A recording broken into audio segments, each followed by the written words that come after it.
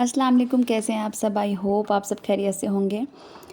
तो अच्छा जी, तो जो मेरा 2 दिन पहले जो मैंने वीडियो अपलोड किया था अपने यूट्यूब चैनल पे, तो एक भाई का मैसेज आया था कि आप जो ये टिप्स बता रही हैं औरत को खुश रहने का, तो ये सब जॉइंट फैमिली में नहीं होता है। ये सब आप जैसे फैमिली में होता है जो सिंगल रहती हैं। तो मेरे भाई, मैं ये कहना चाहूँगी कि मैंने ऐसा कौन सी अनोखी बात कही थी जो जॉइंट फैमिली में पॉसिबल नहीं है। मैंने ये कहा था कि अपना ख़्याल रखें, गुस्सा ना करें, अच्छे से रहें, अपने शौहर को अप्रिशिएट करें, अपने शौहर को खुश रखें, उनका ख़्याल रखें, अपने बच्चों का ख़्याल रखें, अपने बच्चों की अच्छी तरबियत करें। मैंने ये सब कहा था, ये जॉइंट फैमिली में बिल्कुल पॉसिबल है।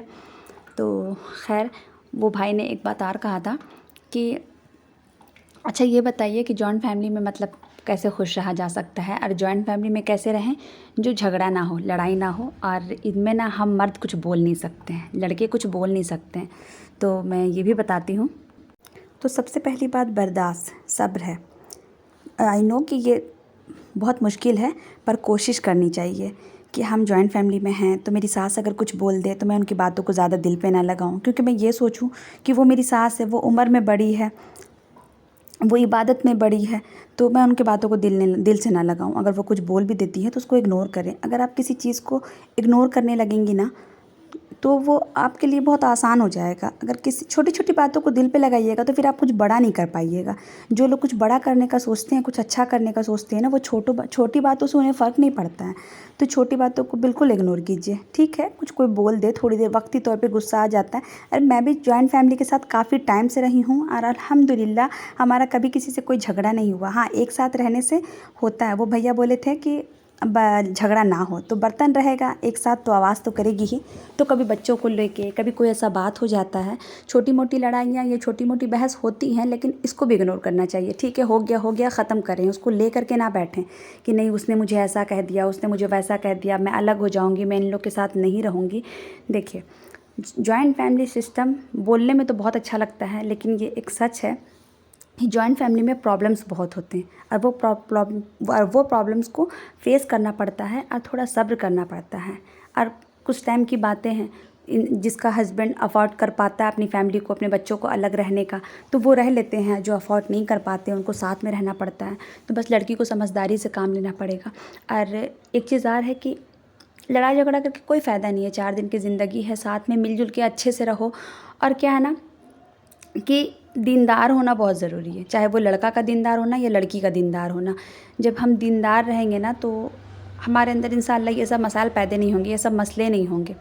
जो दीनदारी होना बहुत ज़्यादा ज़रूरी है। जहाँ दीन की कमी होती है ना, वहाँ पे प्रॉब्लम्स ज़्यादा होते हैं। और अगर प्रॉब्लम्स ज़्यादा होते हैं तो आप अपनी वाइफ को समझाइए। कोई भी मर्द है वो अपनी वाइफ से समझाएं कि अरे छोड़ो, रहने दो, जाने दो। या वाइफ कुछ बोलती है, नहीं उन्होंने मुझे ऐसा कहा, उन्होंने मुझे वैसा कहा, तो आप जा कर के बोलो, तो आप ऐसा बिल्कुल नहीं करना। क्योंकि आप जब बोलोगे तो उसमें आपकी भी इमेज ख़राब होगी और आपकी वाइफ की भी इमेज ख़राब होगी, जो कि बहुत गलत होगा। तो इसलिए अब अपनी मम्मी से या अपनी बहन से ये बात कहना ही नहीं है जा कर के कि आपने उसे ऐसा क्यों बोला। तो उन लोग गलत असर पड़ेगा कि देखो इनकी बीबी ने ये कहा इसलिए वो आकर के कह रहा है। आप जहाँ तक ये कोशिश करें कि आप अपनी वाइफ को समझा दें कि देखो छोड़ो, हटाओ, जाने देना, कुछ नहीं होता है, ऐसे करके इग्नोर करना। और आपको क्या है ना, आपको और भी काम करना है ना। आपकी बाहर कितनी ज़िम्मेदारी रहती है, जॉब्स है, आपके काम है, तो आप वहाँ फोकस करें ना। इन औरतों की लड़ाई झगड़े में रहेंगे तो फिर आप फोकस कर ही नहीं पाएंगे ना अपने काम पे। तो आप अपने घर को तो बिल्कुल इग्नोर करें, बीच में पढ़ने की ज़रूरत ही नहीं है। बस ये है कि समझाते रहें। माँ का एक अलग हक़ है, माँ वालिदैन का अलग हक़ होता है, बीवी का एक अलग हक़ होता है। तो सबसे पहले माँ बाप है, पहले माँ बाप। अगर आप जॉब पे जा रहे हैं या जॉब से आ रहे हैं तो पहले माँ बाप को सलाम करें, माँ बाप के पास जाएं, फिर वाइफ के पास जाएं। और वाइफ, किसी भी वाइफ को एतराज़ नहीं होना चाहिए मेरे ख़्याल से, क्योंकि उनके वालिदैन हैं, उनका उन पर पूरा हक़ है और पहले उनका हक़ है, आपका हक़ बाद में। हाँ, आप बीवी है, आपको भी मोहब्बत से रखा जाएगा, आपकी भी ख्याल रखा जाएगा, लेकिन पहले माँ बाप। और जो बीवी कहती है ना, बहुत सारी लड़कियां कहती है कि वो तो मेरे शौहर के माँ बाप है ना, मेरा उस पर कोई हक़ नहीं है। कुछ स्कॉलर से सुन लेती हैं कि औरतों का कोई हक़ नहीं है उनके सास ससुर पे। तो इतना याद रखें कि जो एक औरत होती है ना, शादी के बाद उनके 4 पेरेंट्स होते हैं। एक तो उनके माँ बाप, एक उनके शौहर के माँ बाप। जो उनके माँ बाप होते हैं तो उन पे तो लाजमी रहता है खिदमत करना, और जो उनके शौहर के माँ बाप होते हैं तो उनकी इज़्ज़त ज़रूर करें, उनकी इज़्ज़त करें, उनको रिस्पेक्ट करें, उनका ख्याल रख दें थोड़ा सा।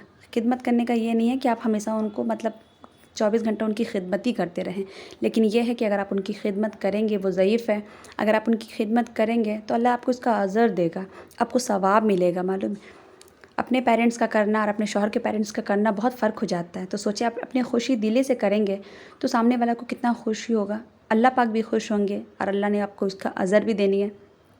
तो कोशिश करें कि उनकी खिदमत कर दें।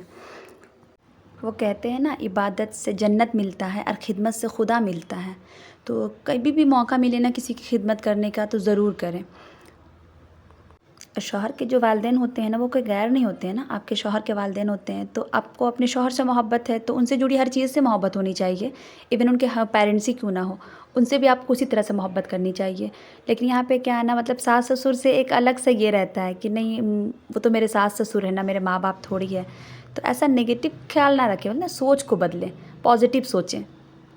रही बात सास बहू की, जो मसला होते हैं, सास बहू के मसले ज़्यादातर होते हैं, ज़्यादातर घर में देखने को मिलता है। तो उसमें क्या होता है ना कि सास का जो फोकस होता है ना शादी के बाद बहू की तरफ होता है, उसके हर चाल पे, उसके चलने पे, उसके बोलने पे, उसके खाने पे, उसके पीने पे, मतलब हर चीज़ पे ना वो नोटिस करती है।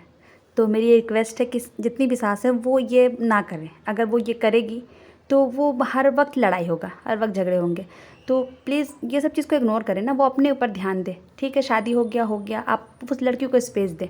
ठीक है, मतलब जो इंसान जितना किसी की लाइफ में इंटरफेयर करेगा ना, उसको उतनी परेशानी होगी, उतनी प्रॉब्लम होगी। तो किसी भी, अगर सास है तो बहू ठीक है, मोहब्बत से रहें, प्यार से रहें, बैठ के बातें करें, बैठ के चाय पिएं साथ में, लेकिन ज़्यादा इंटरफेयर ना करें।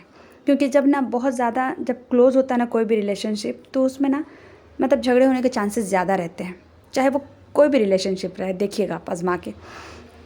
तो इसीलिए ना सास को ना थोड़ा सा इग्नोर करना चाहिए। नहीं यार, उनकी उसकी अपनी ज़िंदगी है, अपनी लाइफ है। हाँ, अगर वो कुछ गलत करें तो आप टोके रोके कि नहीं बेटा ये गलत है, आप ऐसे नहीं ऐसे करो। लेकिन हर छोटी मोटी बात पे, अरे तुमने ये खाना क्यों बना लिया, तुमने ऐसा क्यों कर लिया, तुमने वैसा क्यों कर लिया, तो इससे क्या है ना उसको बुरा लगेगा। फिर उसके दिल में क्या है ना, आपके लिए मोहब्बत कभी नहीं आएगी, आपके लिए धीरे धीरे नफरत ही हो जाएगी। तो इसलिए ना हर बात पे उसको टोका ना करें, उसको थोड़ी सी आज़ादी दें, थोड़ी सी स्पेस दें उसको। अच्छा जी, तो ये था मेरा आज का व्लॉग, जॉइंट फैमिली सिस्टम जो होता है ना उसके हवाले से कुछ बातें।